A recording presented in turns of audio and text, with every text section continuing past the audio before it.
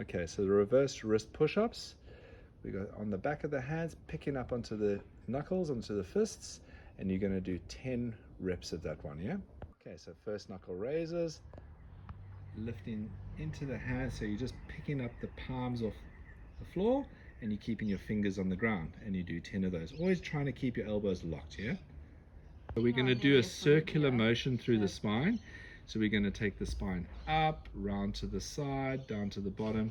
So you're going flexion, side flexion, extension at the bottom, side flexion. So you're trying to do that circular movement, right? So what this does is it creates a cushion around the disc, that synovial fluid, and it just lubricates your spine basically. You're going to do 10 repetitions in one direction and 10 repetitions in the other direction. So for the glute stretch, you're taking your front ankle, ideally in line with your knee. Your back toe is tucked up and under, so and lift your back knee up, and then put all of your weight through your front glute, and you stretch it out for 30 seconds on either side, and you repeat this for 3 circuits, yeah?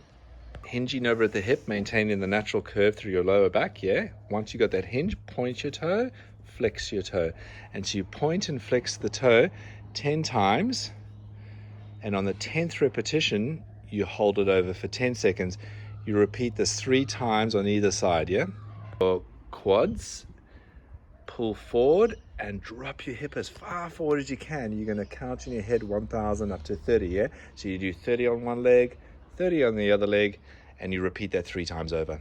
The knees nice and wide open, and we're pushing the bum back as much as we can, and we're just pulsing the bum back. Pulse 1, 2, 3.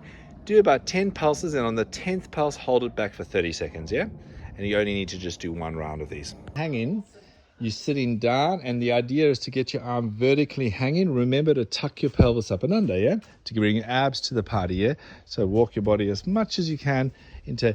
Once you start getting confident, then you can start lifting your legs, and eventually you can go into, like Andrew's doing here, the hang L-sit with the knees up at the hips, and that really turns on those lower abs and switches on that hanging pen and makes it a lot more demanding. So with this movement, you want to do a 1-minute hang, and then we move on to the next movement, which is our lunges, and we superset those 2 exercises 3 times. So the easier variation of the lunges is to have the front foot elevated, and then when you lunge down, you must make sure your abs are nice and tight, shoulders are back, posture is nice and upright, and you're lunging up and down.